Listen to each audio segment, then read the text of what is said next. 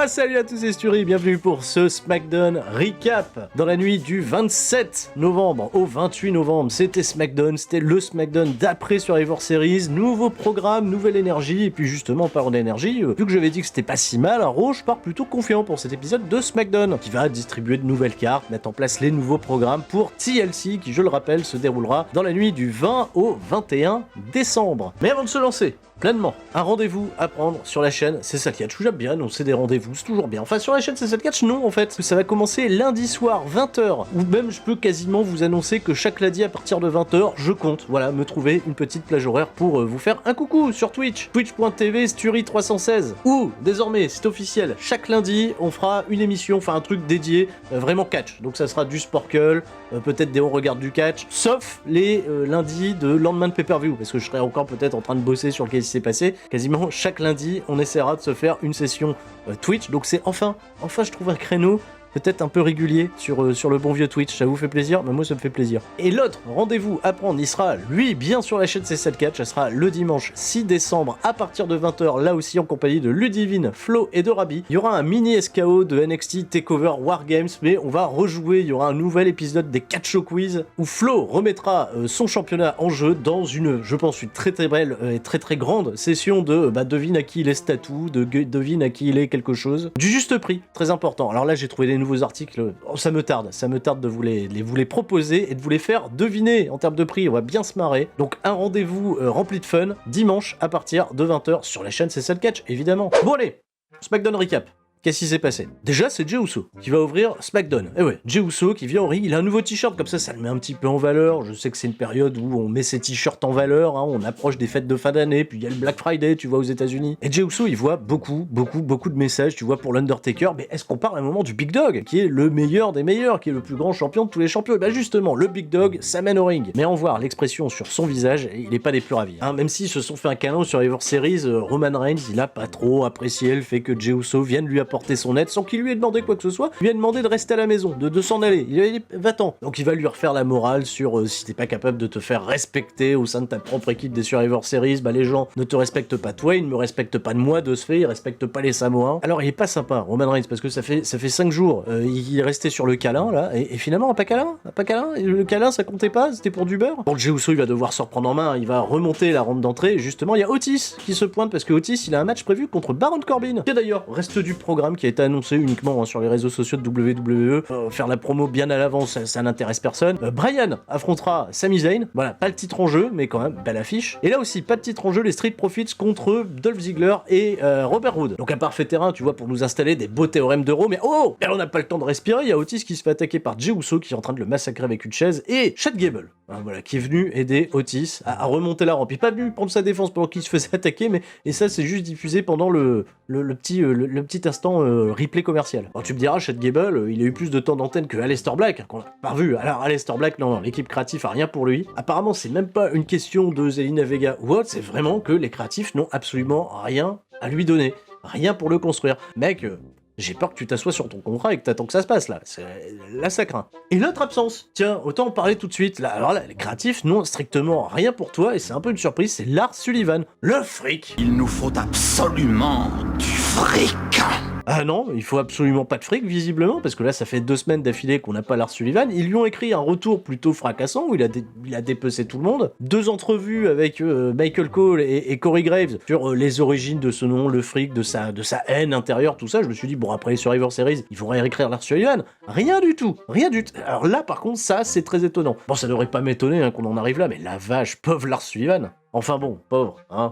Ben vu qu'on n'a pas d'adversaire pour Baron Corbin, on va se retrouver avec Dolph Ziggler et Robert Roode qui vont faire leur entrée, et qui, comme Dolph Ziggler, porte une casquette SmackDown. Hein, qui, bah, j'ai l'impression qu'ils sont que 2 à porter une casquette de genre, et lui et puis Axel de WWF de France. Mais bon, il y tient apparemment à sa casquette, Dolph Ziggler, et les Street Profits qui vont arriver, qui vont chambrer Robert Roode et Ziggler. Alors Ziggler, bien entendu, ils vont l'appeler le Shawn Michaels du pauvre, en quelque sorte, et ils vont faire des blagues sur la barbe de Robert Roode.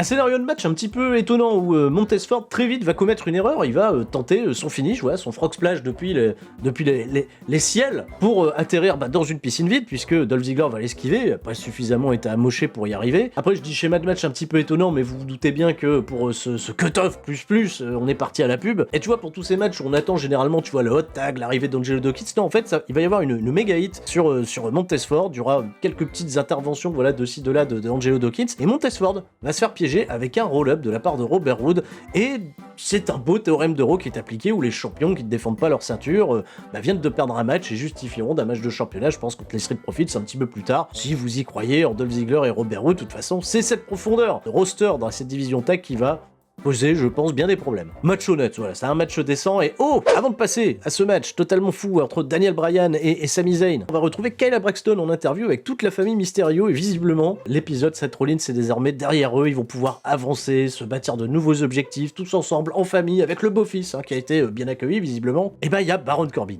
Baron Corbin qui est l'étape supérieure, voilà, quand tu termines un programme avec Seth Rollins, tu vises un petit peu plus haut, et tu vas viser du Baron Corbin. Baron Corbin qui vient défier les Mysterio. Alors, il s'en prend un petit peu plus, j'ai l'impression, à Dominique, mais on apprendra qu'un petit peu plus tard, ce sera Baron Corbin contre Buddy Murphy. En plein temps, on n'avait pas de match pour Baron Corbin, il devait affronter Otis, on y gagne peut-être au change, non? On s'élève dans le programme. Après Seth Rollins, Baron Corbin, moi je trouve que ça va, on gagne en prestige. D'ailleurs, aucun mot pour Seth Rollins qui visiblement a déjà pris son congé paternité qui durera, je pense, peut-être au moins jusqu'au Royal Rumble. Sami Zayn vient au ring, il va faire encore une fois une promo pour dire qu'il se sent pas respecté par WWE et encore moins par un homme comme Daniel Bryan qui a pas du tout les mêmes visions que lui pour le championnat intercontinental. Il va aussi très très mal parler du Thanksgiving. Limite, il était parti pour nous faire une thèse sur le massacre des Amérindiens, et je trouve ça pas aussi déconnant que ça, mais c'est bizarre de voir un mec se faire huer pour ce genre de propos. Enfin bref. Et Daniel Bryan et Sami Zayn, ils vont partir pour 13 minutes de match particulièrement très disputé. Le tournoi de match, ça sera clairement cette manœuvre que j'ai trouvée méga dangereuse, un brainbuster de Sami Zayn porté sur Bryan sur le prone,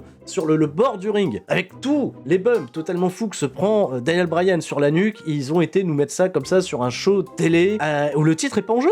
C'est ça, moi c'est ça qui me tue, le titre est pas en jeu, tu vois, c'est peut-être la première étape pour que Bryan se justifie d'un match de championnat en battant Zayn, et là ils vont faire ça, Bryan va quand même revenir, il va pas vendre la nuque tant que ça, c'est ça que j'ai trouvé un petit peu étonnant sur la physionomie de fan match, il va réussir des magnifiques dives à l'extérieur du ring, pour que finalement Sami Zayn s'enfuit, il y a Bryan qui va le suivre, et Sami Zayn revient avant le compte de 10, on sait pas ce qui est arrivé à Bryan, victoire de Sami Zayn, et je me suis dit, ok, vous avez montré des choses super, vous avez pris des risques un peu insensés, pour un décompte à l'extérieur. Alors apparemment ça va faire sens avec l'histoire de Sami Zayn autour de ce championnat intercontinental où il cherche à remporter ses victoires par décompte à l'extérieur. Bon ok si vous voulez. Mais il y a franchement le bump du Brainbuster, il était dans ce contexte-là totalement inutile. Alors je sais, c'est hyper risqué, c'est hyper dangereux, mais si Bryan est à l'aise pour faire un tel truc, j'y vois pas d'inconvénient, mais gardez ça pour un pay-per-view, s'il vous plaît, quoi. Gardez ça pour un truc, un petit peu plus monstrueux, parce qu'on le sent, plus que Zayn contre Bryan, voilà, on en a vu que des prémices, et on peut avoir un match très qualitatif entre les deux catcheurs, peut-être, et je l'espère, à TLC, même si on parlera tout à l'heure des idées des créatifs pour Daniel Bryan pour les semaines, mois à venir, probablement prendre une autre direction que le championnat intercontinental. Tiens d'ailleurs, parlons de direction, qu'est-ce qui est arrivé à Bryan dans les coulisses? Dans Gorilla Position, figure-toi, il y a Jey Uso qui a attaqué Daniel Bryan, Jey Uso qui continue un petit peu de massacrer les gens qui ne le respectent pas, et de ce fait ne respectent pas la ligne des Samoa, Roman Reigns. Heureusement que ce bon vieux Kevin Owens, qui était partout cette semaine, il avait été excellent aux commentaires lors de l'épisode d'NXT. Owens fait le save, et on va retrouver d'ailleurs un petit peu plus tard Jey Uso, Roman Reigns, tu vois, en pleine discussion sur Jey Uso, tu vois, qui essaye de remanier, de remédier un petit peu à la situation où il veut se faire respecter par tout le monde dans les massacres à coups de chaise, donc c'est un drôle de signe envoyé, mais bref. Kevin Owens s'est pas impressionné. Kevin Owens, il va même voir directement Roman Reigns le pointer du doigt, et Roman Reigns, il va rien faire, il va juste regarder Kevin Owens avec un air un petit peu hautain, mais moi, tu vois, un mec comme Owens qui vient comme ça se plaindre que tu sais pas garder ton gamin, tu vois, sans qu'il fasse des conneries, tu sais, voir Reigns ne rien dire, ne pas répliquer, je me suis dit, putain, c'est un peu dommage, tu vois, qu'il se soit écrasé, parce que Owens, de ce fait, est venu faire la morale, il est reparti, tu vois, comme un coq, et Reigns qui se prend pour la tête de la table, j'aurais préférait le voir un peu moins silencieux, mais bref, bon, tout est bien que ça va s'installer sur les semaines à venir. Natalia qui a le traitement de Joe Buzz, ah bah oui, non, ils ont juste, voilà, c'est 10 secondes d'entrée, t'es déjà sur le ring, et elle va affronter Bianca Belair, qui elle est le vrai projet. D'ailleurs, c'est tellement le projet, au point même que Bayley, tu vois, elle va être à la table des commentateurs pour builder potentiellement un programme qu'on attendait, voilà, entre Bianca Belair et Bayley, tu vois, les deux seules catcheuses qui peuvent potentiellement concourir pour le titre et qui sont pas dans la course au titre. Un chouette match qui va durer, bon, malheureusement que 3 minutes, bon, c'est quand même assez pour voir Bianca Belair faire 2 2-3 flips pour voir Natalia, tu vois, faire un peu de technique. D'ailleurs, elle va tenter une espèce de tombée combinée où elle a elle-même les épaules au sol. L'arbitre a quand même compté, donc j'aurais été curieux de savoir qui aurait été déclaré vainqueur si personne s'était dégagé. Finalement, par mégarde, Bianca Belair va porter une droite à Bayley qui était, elle avait rien demandé, il y a eu une esquive, elle se levait, elle aurait pas dû se lever, bref, et remporter ce combat par un roll-up pour essayer de protéger Natalia, on sait jamais. Bianca Belair, Bayley pour les semaines à venir, bah pourquoi pas. Adam Pearce, il porte de très jolies lunettes, qui renforcent un petit peu son côté autoritaire. Il est en train de manigancer quelque chose avec Paul Heyman. En fait, ils manigancent rien, ils sont juste en train d'installer un main event entre Kevin Owens et Jey Uso, pour le main event. La famille Mysterio va accompagner Buddy Murphy au ring, un bras dessus, bras dessous avec cette très chère Alia. D'ailleurs, je ne sais absolument pas ce que Mysterio a dit à son fils Dominique pendant que les deux étaient en train de dévaler la rampe, vous imaginez ce que vous voulez. Et ben là aussi, on va être sur un format qui va pas dépasser les 4 minutes, où toute l'histoire du combat est plus invraisemblable qu'intéressante. C'est les Mysterio qui vont gruger pour que Murphy batte Baron Corbin. Non, Rey Mysterio, il va venir provoquer l'arbitre, donc forcément Corbin s'énerve. Et là, en plus, ils font ça, ils le font mal. Domi, il a raté la jambe. Il devait normalement tirer la jambe de Baron Corbin quand il courait dans les cordes. Il a loupé. Baron Corbin, grand professionnel, qui s'est quand même retourné, on s'est peut-être pas vu, qui va se laisser déconcentrer, se prendre un bicycle knee dans le visage et perdre, alors qu'il avait les pieds dans les cordes. Mais Domi, il a enlevé le pied de Baron Corbin et ça fait une victoire, comme l'a très bien dit notre bon roi Corbin à la fin du match, une victoire à 4 contre 1. Voilà, vous m'avez tous distrait et Buddy Murphy mérite pas une telle victoire. Et j'ai trouvé ça super étonnant. Attends, mais pourquoi vous faites passer les... Je veux bien, tu vois, que ça soit une vengeance globale sur tout ce qu'a fait Baron Corbin par le passé, tout ça, mais à part un match là, entre Mysterio et Corbin ces dernières semaines, on n'a rien eu entre eux. Pourquoi ils font ça? Mais il a besoin qu'on gruge pour gagner, Buddy Murphy, lui qui a battu la semaine dernière clean Seth Rollins. Drôle d'injustice pour notre bon roi Corbin. Bon, qui va quand même faire une promo et nous dire que la semaine prochaine, il sera mieux préparé, donc on suppose qu'il va aller peut-être déterrer Shinsuke Nakamura et Cesaro, qui eux non plus, les créatifs, vous n'aviez rien pour eux. Bah vous allez probablement revenir pour épauler Baron Corbin dans cette belle guerre contre les Mysterio, qui s'annonce être un programme d'attente en attendant. Ils sont plus habitués à faire des programmes courts, les Mysterio, faut les habituer pendant 6... Donc là, on est peut-être parti pour 6 mois de Baron Corbin, de Rey Mysterio. Mysterio, il trouve d'autres filles à marier pour que ça soit un minimum intéressant. Enfin bref. On retrouve Big E en train de prendre un poste défensif face à Apollo Crews. Ils sont en train de jouer au basket avec une boulette en aluminium là et une poubelle. Bon, je sais pas, moi, les mecs multinationales, WWE, ils font leur meilleure année économique. Les mecs, ils s'amusent avec des boulettes. Il y a 2 semaines, Big E, il était en train de faire des jeux de société par terre. Enfin, faites quelque chose à un moment. Si vous voulez pas le faire catcher, au moins le ridiculisez pas. Mais bon, ils sont pas au bon endroit puisqu'ils sont juste devant cette espèce de ring où Kayla Braxton, elle fait ses petites interviews. D'ailleurs, elle attend Sami Zayn. La pauvre, elle va rester plantée pendant tout le segment là derrière parce que Sami Zayn, il va jamais venir pour son interview. Il va plutôt avoir une confrontation verbale avec Big E parce que Big E, Sami Zayn, peut-être que c'est le programme pour Big E en attendant que les créatifs aient quelque chose pour lui. Il n'y a rien encore de clairement dessiné. L'interview de Sami Zayn avec Kayla Braxton, on la verra jamais. On la verra en tout cas pas pendant l'émission. Billie Kay, qui elle a toujours plus de temps d'antenne qu'Aleister Black et de Lars Sullivan, même cumulé. Billie Kay, elle va proposer son CV cette fois-ci à Michael Cole et Corey Graves. Alors c'est toujours des petites vignettes qui n'amènent nulle part pour Billie Kay, mais sa présence me ravit, me plaît. Voilà, c'est un peu amusant, c'est un peu rigolo. Ça n'aboutira à rien. Sur rien du tout. D'ailleurs, un peu comme cette vignette, Carmella, tu vois, qui a une vignette, elle aussi, pour amener sur pas grand-chose. Elle dit juste que désormais, on lui apporte tout ce qu'elle veut juste en claquant des doigts, mais le doigt qui lui rapporte quelque chose, là justement, c'est celui de Sasha Banks, et il y a une bagarre. Voilà, évidemment, il y a bagarre, faut bien que Sasha Banks, elle regagne quelque chose dans la storyline en cours. Il y a Adam Pearce qui vient les séparer avec Pat Roach, mais Adam Pearce, il a enlevé ses lunettes, donc un peu moins autoritaire, malheureusement.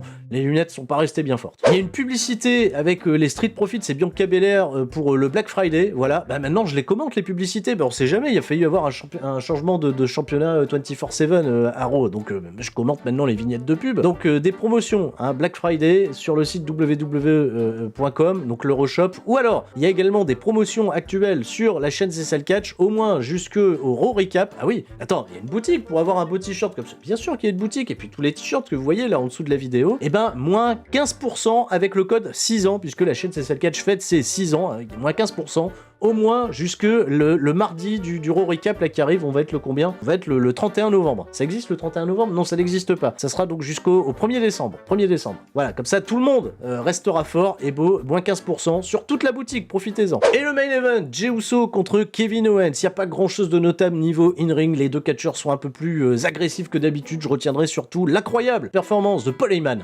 Paul Heyman, Roman Reigns, ils sont backstage, tu vois, en train de regarder le match sur un grand écran, et Paul Heyman, tu vois, tu lis sur son visage la manière dont le match avance. On aurait pu nous cacher les images, juste regarder Paul Heyman, on sait ce qui se passe. Voilà, Paul Heyman confiant, Paul Heyman un petit peu suspicieux, Paul Heyman qui doute, Paul Heyman face palme. Voilà. Alors là, ça c'est le meilleur.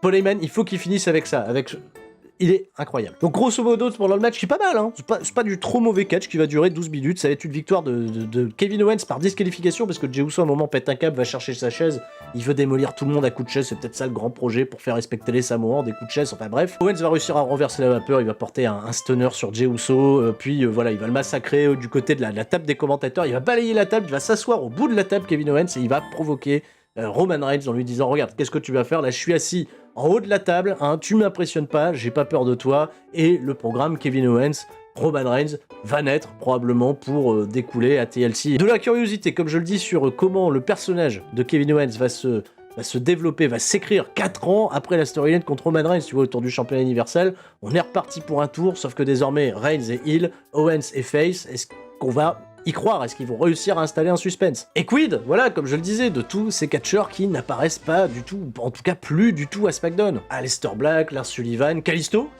on pourrait parler de Kalisto. Nakamura, Cesaro, même si eux, je pense qu'on va les revoir incessamment sous peu. Que devient Andrade, qui n'a été drafté nulle part? En tout cas, merci à vous d'avoir suivi cette vidéo. Je vous souhaite à tous de passer un excellent week-end. Je vous rappelle les rendez-vous lundi soir à partir de 20h sur la chaîne Twitch Tuerie 316 et un gros, très gros SKO Catch Show Quiz dimanche 6 décembre à partir de 20h. On va bien s'amuser. Je vous fais des gros bisous à tous. Je vous dis à la prochaine. C'était Sturie et tout le monde reste fort. Ciao, bye bye.